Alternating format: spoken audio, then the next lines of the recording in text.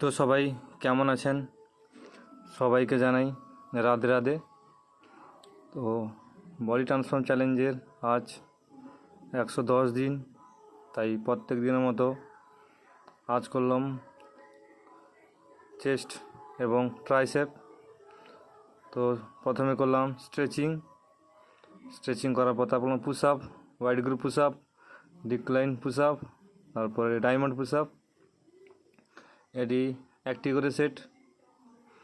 তারপরে করলাম chest bench press, তারপর চেস্ট ফ্লাই, তারপর ন্যারো গ্রিপ চেস্ট প্রেস, তারপর ট্রাইসেপের জন্য প্রথমে করলাম ডিপস, তারপর কিক ব্যাক,